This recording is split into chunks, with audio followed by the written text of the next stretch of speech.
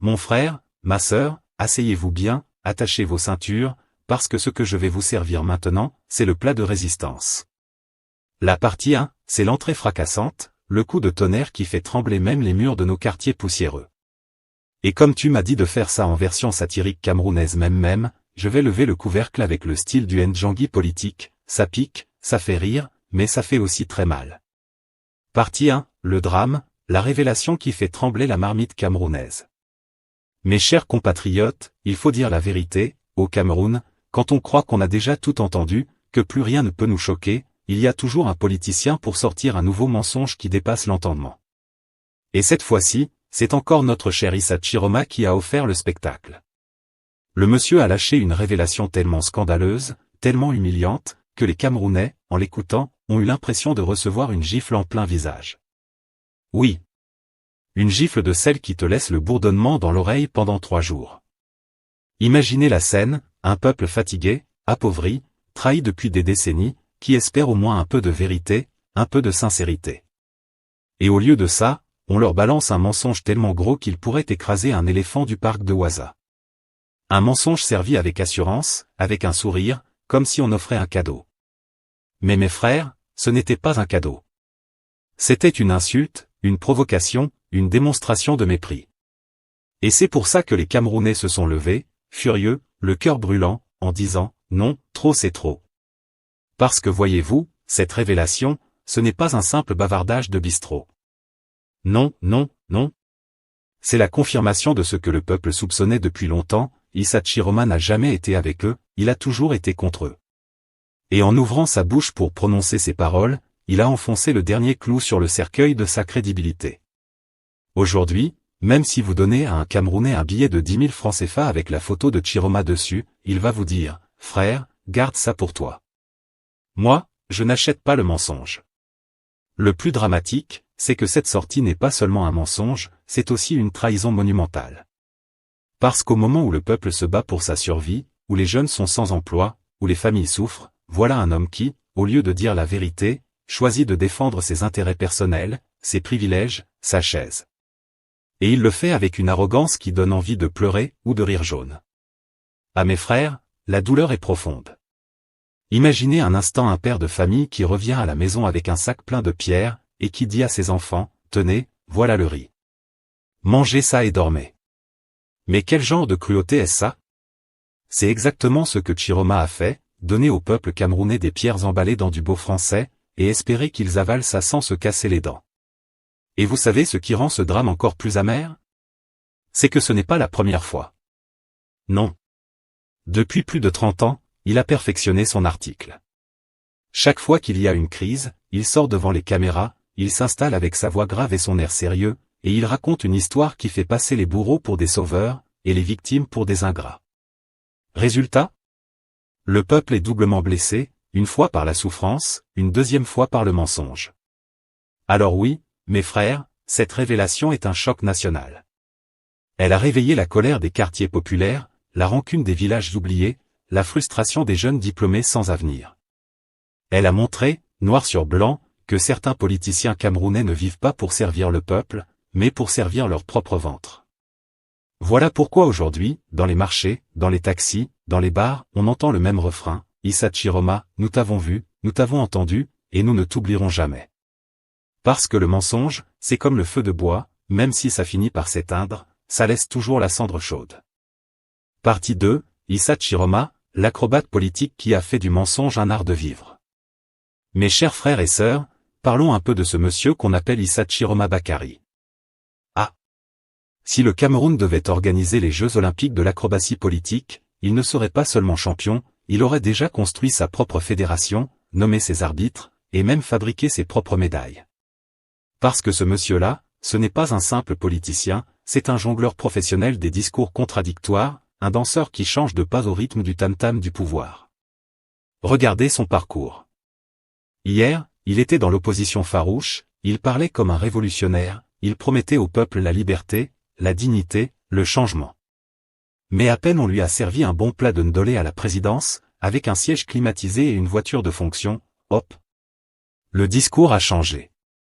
Tout ce qu'il critiquait hier est devenu aujourd'hui la sagesse du chef de l'État. Tout ce qu'il condamnait hier est devenu aujourd'hui la clairvoyance du président Paul Biya. C'est pourquoi je vous dis, Camerounais, Issa Chiroma n'est pas un homme politique, c'est une radio à pile. On change seulement la station, et lui, il parle. Et ce qui est drôle, c'est qu'il ne se cache même pas.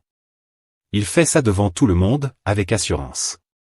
Il ment le matin, il contredit son mensonge à midi, et le soir il invente une nouvelle version. Et quand vous lui rappelez ses propres propos, il vous regarde droit dans les yeux, il ajuste sa cravate, et il dit, « Non, vous avez mal compris mes propos. » Ah! Camerounais, est-ce que ce n'est pas ça qu'on appelle le mensonge institutionnalisé? Le mensonge qui a fait carrière, qui a eu des promotions, qui a même eu une retraite dorée? Mais attention, il ne ment pas n'importe comment. Non, lui, il ment avec style. Quand il parle, il prend la voix grave, il fait semblant de réfléchir, il ajoute toujours des grands mots comme responsabilité républicaine, souveraineté nationale, consolidation des acquis démocratiques. Et pourtant, au fond, il sait que ce qu'il raconte là, c'est juste pour protéger son poste et sa chaise. Comme on dit au quartier, grand frère, ton français est trop beau, mais ton ventre parle plus que ton bouche. Et puis, il faut dire la vérité, Issa Chiroma, c'est le meilleur comédien de notre scène politique. Quand il défend le régime, c'est comme s'il était à Hollywood. Il lève les mains, il fait des grimaces, il hausse le ton, il joue l'indigné. On dirait que lui-même croit à ce qu'il dit. Mais, mes frères, un bon observateur sait que ce n'est qu'un spectacle. En fait, Chiroma, c'est le Jean-Michel Cancan de la politique camerounaise. Il fait rire, il choque, il amuse, mais derrière son théâtre, c'est toujours le système qui gagne. Et le plus grave, c'est que ce théâtre dure depuis plus de 30 ans. Il a survécu à toutes les crises, à tous les scandales, à toutes les trahisons. Quand on le croyait fini, il revenait avec un nouveau costume, un nouveau discours, une nouvelle justification. Bref, c'est comme un chat, il a 9 vies. Et chaque fois qu'il ressuscite, c'est pour venir encore servir le régime avec plus de zèle.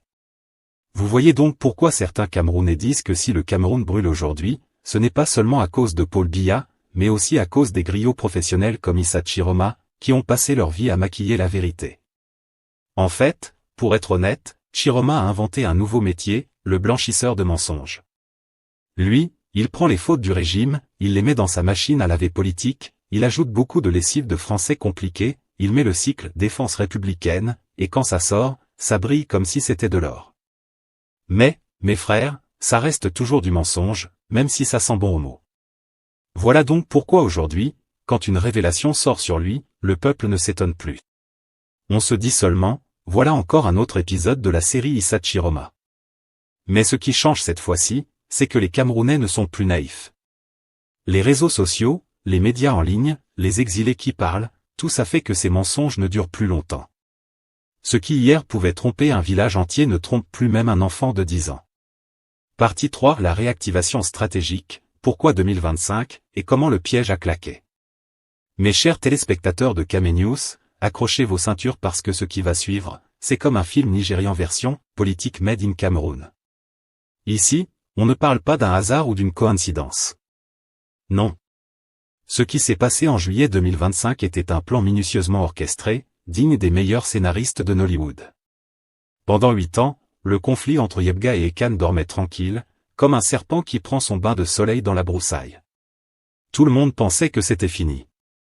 Ekan se pavanait partout, reconnu à l'ONU, invité au séminaire d'Elekam, cité par les administrations, bref, il portait l'habit officiel de chef du Manidem. Et Yebga? Lui, on disait qu'il était rentré au village, occupé à cultiver le manioc et boire le matango. Tout semblait calme, jusqu'à ce que Maurice Kamto débarque. À mes frères, le Cameroun c'est le seul pays où même les morts politiques peuvent ressusciter. Oui, Yebga a ressuscité comme Lazare, mais cette fois-ci, ce n'est pas Jésus qui l'a rappelé à la vie. Selon plusieurs révélations, c'est le très redouté Paul Atanga Nji, ministre de l'administration territoriale, qui a soufflé dans ses narines. Et comme par magie, l'homme est sorti de son silence avec un dossier bien ficelé. Regardons le timing. Kamto, en juillet 2025, prépare son coup de maître, rallier officiellement le Manidem d'Ekan, élargir sa base, et déposer sa candidature à Elekam. Tout le monde se dit, voilà, le professeur a trouvé la formule. Mais c'est ce moment-là, précisément, qu'on choisit pour réanimer le vieux conflit du Manidem. Mes frères, est-ce que c'est le hasard? Même au quartier, quand quelqu'un ressort ton prêt de bière oublié depuis 10 ans au moment où tu veux être parrain d'un mariage, tu sais que ce n'est pas le hasard, c'est la stratégie. Et la stratégie, parlons-en. Le ministère a joué une partition d'une précision chirurgicale. Dans la nuit du 20 au 21 juillet, pendant que les Camerounais dormaient, que les coqs se préparaient à chanter, et que les moustiques festoyaient sur nos peaux, le site internet du MIN a subi une modification mystérieuse. Le nom d'Anissé et Kane disparaît purement et simplement de la liste officielle des dirigeants du Manidem. Disparu, envolé, comme une casserole de riz pilée au quartier quand les enfants ont trop faim. L'administration parle de « piratage ». Oui, piratage. Comme si un petit hacker sorti de nulle part avait décidé, cette nuit-là, par pure distraction, d'aller uniquement supprimer le nom des Kane du site officiel. Mes chers abonnés, vous-même vous savez, si quelqu'un pirate le site du ministère, il mettra des gros mots, des slogans de révolte, ou il changera la photo du ministre pour mettre celle de Samuel Eto'o. Mais supprimer discrètement un nom, à quelques heures de la clôture des candidatures. Ça, ce n'est pas du piratage, c'est du sabotage organisé. Et pour couronner le tout, quelques heures plus tard, qui apparaît avec sa candidature déjà prête et emballée? Dieudonné Yebga. Le même qui, depuis des années, n'était même plus cité dans les communiqués du parti. Voilà qu'il revient, tout souriant, avec le tampon et la bénédiction de l'administration. C'est comme si un joueur de football, qu'on avait oublié depuis 10 saisons, revenait soudainement sur le terrain pour marquer le but de la victoire, avec l'arbitre qui siffle pénalty gratuit en sa faveur. Ce timing, mes frères, c'est du grand art. Dans le Cameroun politique, rien n'est jamais laissé au hasard. Tout est calculé, chaque virgule, chaque mise à jour informatique. Et c'est là que les Camerounais doivent comprendre, la politique chez nous n'est pas seulement une question d'électeurs, c'est une question de fichiers, de cachets et de signatures. Si ton nom n'apparaît pas sur le site officiel, même si tu as 10 millions de partisans, tu es déjà dehors. Le plus ironique dans tout ça, c'est que Kanto, grand avocat, juriste international, habitué aux subtilités des textes, n'avait pas vu venir ce piège. Il a pensé que la vraie bataille se ferait dans les urnes, devant les électeurs. Mais non. La vraie bataille, c'était dans les coulisses d'un ministère, au fond d'un bureau climatisé, derrière un ordinateur poussiéreux où quelqu'un a juste cliqué sur « supprimer ». Et voilà la conséquence, le piège s'est refermé avec une précision chirurgicale. Kanto, pris au piège comme un rat dans une souricière huilée de beurre d'arachide. Et Kane, humilié par une simple modification de site internet. Yebga, propulsé au devant de la scène comme si on l'avait gardé dans un congélateur politique pour le ressortir au bon moment. Et le régime? Eh bien, le régime a réussi un coup de maître, éliminer un adversaire sans bruit, sans matraque, sans prison. Juste avec une manipulation discrète, propre, et surtout parfaitement légale, en apparence. Mes chers abonnés, vous voyez le génie de la chose? C'est ça la politique camerounaise, une science de la patience et du moment opportun. On laisse le conflit dormir 8 ans, on attend le jour où il peut faire le plus de dégâts, et on le sort comme un vieux vin de raffia, bien fermenté, bien corsé. Alors dites-moi en commentaire, est-ce que vous pensez que Kanto aurait pu anticiper ce piège, ou bien personne ne pouvait l'éviter? Parce que là, franchement, c'est comme si on avait dressé une embuscade avec GPS intégré.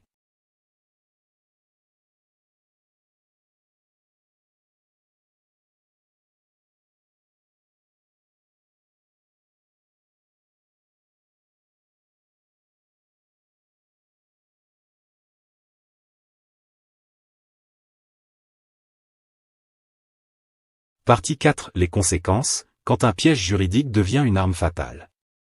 Mes chers téléspectateurs, asseyez-vous bien et tenez vos télécommandes fermement, parce que ce qui s'est passé après ce coup de théâtre mérite d'être raconté avec une bonne calebasse de vin de palme à la main. Oui, Cameroun c'est le seul pays où la politique ressemble à une pièce de théâtre, sauf que le public ne rit pas toujours, parfois c'est lui qui pleure. Le résultat du feuilleton Manidem, vous le connaissez déjà, Maurice Kanto, l'opposant le plus redouté du régime, a été éjecté de la présidentielle comme un passager sans ticket dans un bus de l'Obala. La raison officielle? Simple, pluralité d'investiture. Traduction, 2 personnes, Yebga et Kane, revendiquent la paternité du même parti, et la loi dit qu'on ne peut pas présenter 2 candidats. Résultat? On bloque tout. La candidature de Kanto devient donc non conforme, et le Conseil constitutionnel, bras levé comme un arbitre de boxe, confirme l'invalidation. Maintenant, mes chers frères et sœurs, arrêtons-nous 2 secondes, est-ce que vous voyez la subtilité de la manœuvre? On n'a pas eu besoin de dire, Kanto est dangereux, on le barre. Non. On n'a pas eu besoin de tripoter les procès-verbaux ou de bourrer les urnes. Non. On a simplement sorti un vieux contentieux poussiéreux, on a dépoussiéré les papiers comme une grand-mère qui retrouve un cahier d'école sous son lit, et boum. Voilà, candidature annulée. Le piège parfait, légal, propre, même parfumé. C'est là où le Cameroun montre toute sa créativité politique. Ici, la démocratie est une marmite de Ndolé, tu crois que tu manges la viande, mais parfois c'est l'os que tu mâches. Maurice Kanto, pourtant avocat renommé, spécialiste du droit international, un homme qui a plaidé devant la Cour internationale de justice, s'est retrouvé prisonnier d'un piège juridique fabriqué localement, dans un ministère où les fichiers informatiques disparaissent et réapparaissent comme les billets de loterie. Et c'est ça qui choque. Parce que voyez-vous, Ekan, lui, il était reconnu partout. À l'ONU, il était président du Manidem, à Elekam, il était président du Manidem, même dans les journaux officiels on le citait comme président du Manidem. Mais le jour où Kanto décide de s'adosser à lui pour renforcer sa candidature, c'est ce jour-là précisément que le ministère découvre que son titre n'existait pas dans les statuts. Ah mes frères! Comme on dit au quartier, si le crocodile peut attraper le poisson dans l'eau, c'est que le poisson avait oublié que l'eau c'est d'abord la maison du crocodile. Cette histoire révèle une vérité douloureuse, au Cameroun, la politique n'est pas un match de football où le plus fort gagne. C'est un match où l'arbitre peut décider que le ballon est carré. Tu joues bien, tu marques, mais à la fin, on te dit que ton but est hors jeu parce que tu n'avais pas les bons papiers signés par le bon fonctionnaire, au bon bureau, à la bonne heure. Et le plus grave, chers téléspectateurs, c'est que cette technique de disqualification n'est pas nouvelle. Elle peut être appliquée à n'importe quelle partie qui a, quelque part, un conflit interne ou un flou juridique. Et croyez-moi, au Cameroun, des partis politiques avec des problèmes de direction, il y en a plus que de taxis clandestins à Douala. Cela veut dire que demain, si un autre opposant devient gênant, il suffira d'aller fouiller ses archives, trouver une virgule mal placée dans ses statuts, et bim. Candidature annulée. Vous voyez le danger? Ce n'est pas seulement le cas Kanto. Non. C'est tout le système de l'opposition camerounaise qui est fragilisé. Car tant que les partis n'ont pas une légitimité claire, tant que les statuts et l'administration peuvent se contredire, le pouvoir en place aura toujours une arme légale pour neutraliser ceux qui dérangent. Pas besoin de prison, pas besoin de répression violente.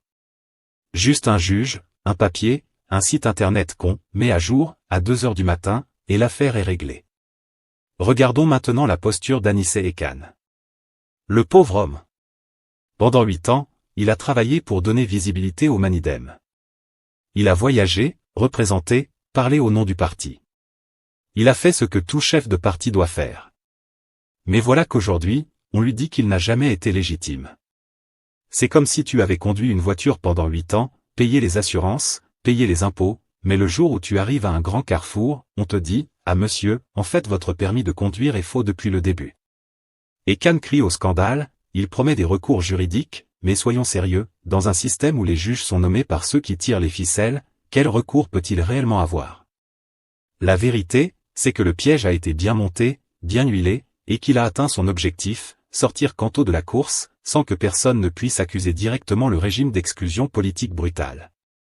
Mes chers abonnés, regardez-moi ça, Paul Biya a trouvé la formule magique. Ce n'est plus la peine de courir après les opposants avec les CRS. Ce n'est plus la peine de remplir les prisons de Kondangui avec des manifestants. Non. Aujourd'hui, on neutralise en cravate, avec un décret, un fichier informatique, et une audience au Conseil constitutionnel. Et devinez quoi? Ça passe crème, parce que sur le papier, tout paraît légal. Voilà la conséquence directe, Kanto, l'homme qui voulait défier le système, a été arrêté non pas par un policier, mais par une virgule administrative. Et ça, c'est la satire camerounaise à son paroxysme. Conclusion, clôture marquante et appel à l'action. Voilà le fil, une querelle interne qui date de 2017, une reconnaissance administrative ambiguë, une manœuvre numérique au bon moment, et une décision juridique finale qui prive l'opposition de son principal porte-voix. Est-ce la victoire du droit ou la victoire d'un droit instrumentalisé? Qui a intérêt à voir les règles votées pour lui plutôt que contre lui? On ouvre la discussion, pensez-vous que Canto aurait pu anticiper ce piège? Selon vous, la solution, c'est de réformer la loi sur les partis, de sécuriser les registres administratifs, ou de choisir des stratégies politiques plus prudentes. Dites-le en commentaire. Et n'oubliez pas, si cette analyse vous a apporté de la clarté, mettez un like, abonnez-vous à Kame News et partagez la vidéo, on a encore beaucoup à creuser sur ces dossiers. Éthique et transparence, ce reportage s'appuie sur une enquête publiée par Jeune Afrique et sur des recoupements médiatiques, nous citons ces sources parce que les faits qui pèsent ici relèvent d'allégations étayées publiquement. Nous restons attachés aux règles du journalisme, vérifier, attribuer les faits à leurs sources, et éviter de transformer allégations en certitudes sans preuve judiciaire. À force de couper les arbres, on finit par cacher la forêt. Restez vigilants, et à la prochaine enquête de *Kame News.